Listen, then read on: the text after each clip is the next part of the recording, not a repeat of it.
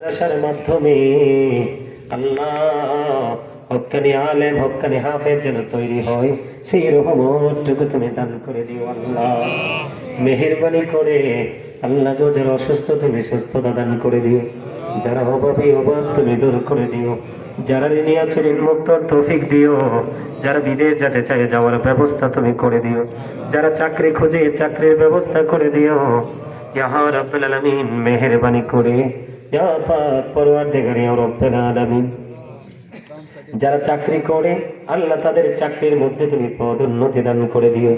এই গ্রামের যত প্রবাসী আছে সবাইকে তোমার কুদরতে তুলে দিলাম ইয়া রাব্বুল আলামিন। মেহেরবানি করিয়া গো ইয়া রাব্বুল আলামিন, সবার ইয়া পাক পরওয়ারদিগার সবার জীবনের গুনাহগুলি তুমি মাফ করে দিও আল্লাহ। সমস্ত প্রবাসীকে তুমি কবুল করে নিও, সমস্ত সমস্যা তুমি সমাধান করে দিও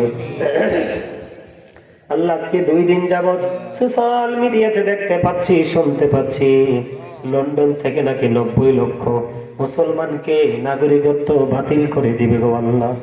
আমার দেশের কত সন্তান সব করে উন্নত জীবন যাপনের আশায় আল্লাহ গো আল্লাহ তারা লন্ডনের জমিন ইনকাম করার জন্য গিয়েছে আল্লাহ গো, তাদের জীবনে এমন ভয়ঙ্কর অভিশাপ তুমি দিও না গো আল্লাহ।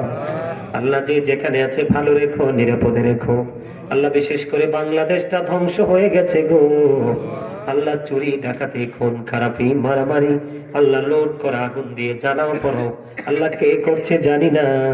এই বাংলাদেশের সাধারণ মানুষগুলোকে তুমি সুন্দরভাবে আল্লাহ জীবন যাপন করার তৌফিক তুমি দান করে দাও আল্লাহ। দেশপ্রেমিক একজন সরকার তুমি আমাদেরকে উপহার দাও ইয়া রাব্বুল আলামিন।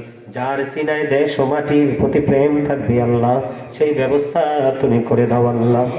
বিশেষ করে মালিক আমার মা বোনদেরকে তুমি কবুল করে নাও, জীবনের গুনাহগুলি তুমি মাফ করে দাও, আবেদা সালেহা তাহেরাদের অন্তর্ভুক্ত তুমি করে দাও আল্লাহ গো।